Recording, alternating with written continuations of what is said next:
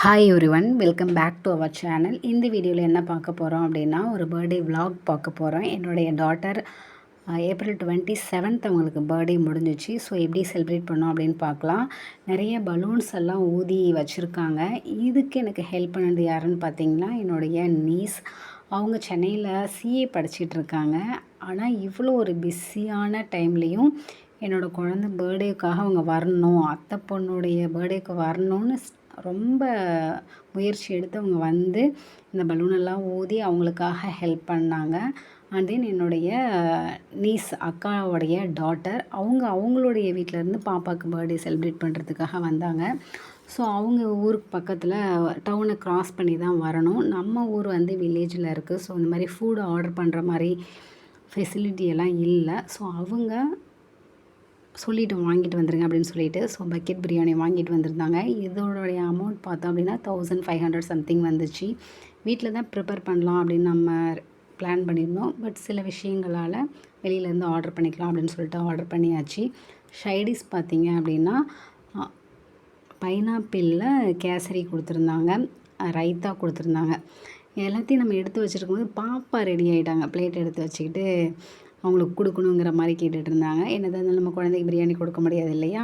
So அவங்கள சமாதானப்படுத்திட்டு நம்ம எல்லாம் ரவுண்டாக உட்காந்து சாப்பிட ஆரம்பித்தாச்சு. என்னதான் நம்ம பெரிய ஸ்டார் ஹோட்டல்ஸ் போயிட்டு 2000 3000 செலவு பண்ணாலும் நம்ம வீட்டில் எல்லோரும் சேர்ந்து சாப்பிட்றது தனி சுகந்தாங்க.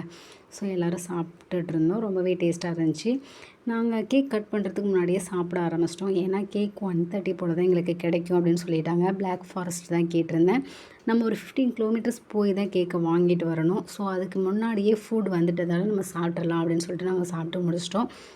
அதன் பிறகு என்னுடைய அக்கா பொண்ணும் அண்ணன் பொண்ணு, என்னுடைய நீஸ் 2 பேருமே டெக்கரேஷன் பண்ணுறதுக்கு ஹெல்ப் பண்ணாங்க.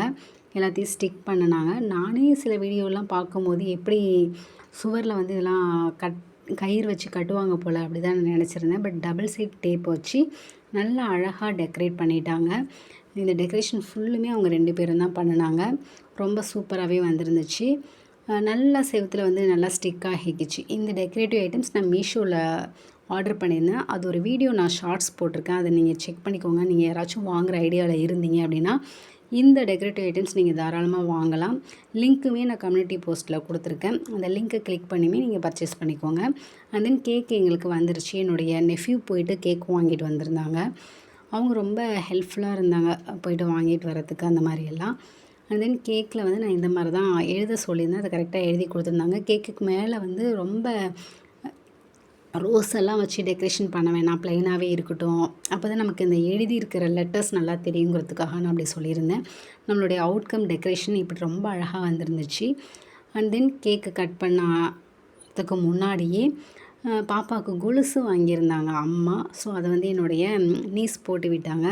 என்னுடைய சிஸ்டர் வந்து ஒரு மோதிரம் வாங்கியிருந்தாங்க கோல்டில். அந்த மோதிரத்தை என்னுடைய அக்கா பொண்ணு போட்டு விட்டாங்க.